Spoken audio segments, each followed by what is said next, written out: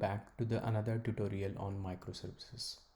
In this tutorial, we will just try to go over what all kind of advantages that we get if we decide to implement the application with a microservices architecture in our mind.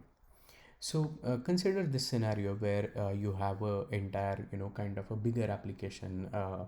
You can just think of it as an e-commerce application or kind of a social media site, and let's say it has three main modules. One is, let's say, user authentication, product search, and let's say maintaining some kind of offers or any kind of payment related modules, right? And as we know from our previous tutorial, that the multiple modules within the application can communicate with each other by using a REST API call. So basically this module 1 can communicate with module 2 with the use of REST API, and the same thing will happen with rest of the modules as well. Now let's understand what kind of advantages that we can get when we implement this kind of architecture for our application. Now, since as you can see here, even though these modules can communicate each other, these modules are even deployed as an independent applications or independent module. So basically this module 1 is going to get deployed on different set of servers. This module 2 is going to get deployed on a different set of servers as an independent module deployment, and this module 3 as well is going to follow the similar approach.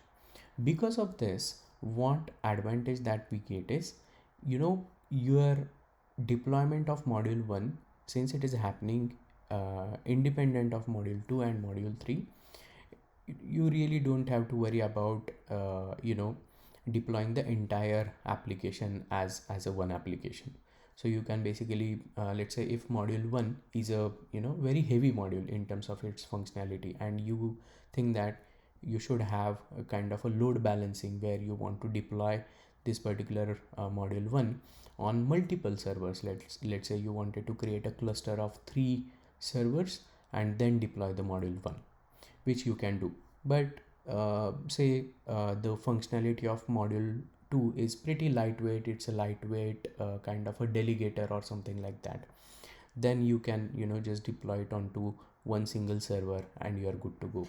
Same thing can happen with the module 3 as well. Also in particularly in e-commerce websites, right?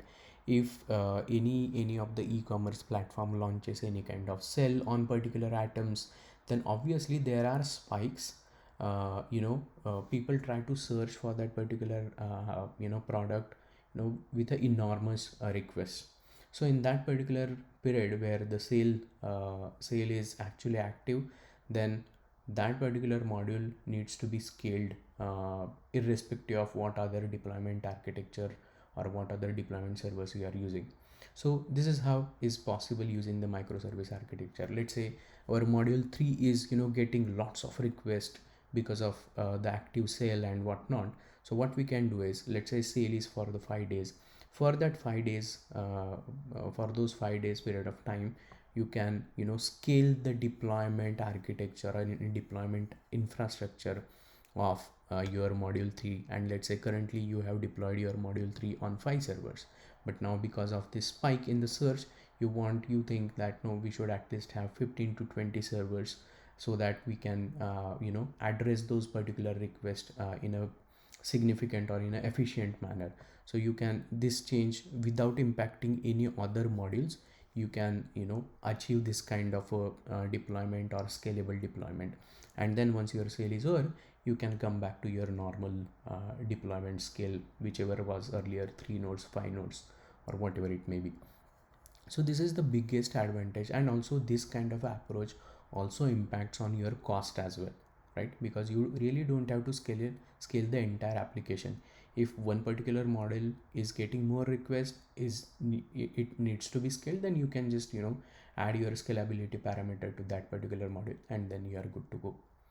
Also the development time, let's say you wanted to add some more features to one of the modules, and then deploy it in a certain period of time, then this kind of a development deployment approach becomes easy, because if you want to make some changes, redeploy your module 2, then you really don't have to touch to module 1 and module 2. You can do that development plus deployment very easily, and that too independently as well.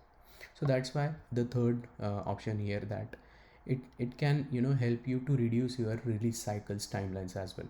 If you think of a monolithic application, the minimum release cycle that we have seen is at least minimum 3 months. But you can if it is a significantly smaller feature, or a kind of a very small bug fix, then you can literally do that particular activity in a time frame of one sprint or 10 days or whatever, right? Also, obviously, because since we have modularized the entire bigger application into multiple smaller modules, it is easy to maintain as well. Because let's say if something goes wrong, we can just narrow down our troubleshooting parameter to which module has a problem, and then focus our troubleshooting activities for that module, and just fix those bugs, redeploy that module, and they are good to go.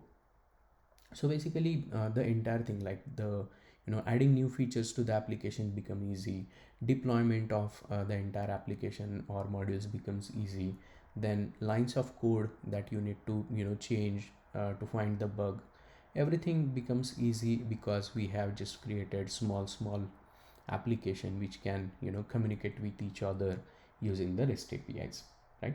So basically these are the kind of advantage we get at application level when we try to implement microservices kind of a application as its engineering design.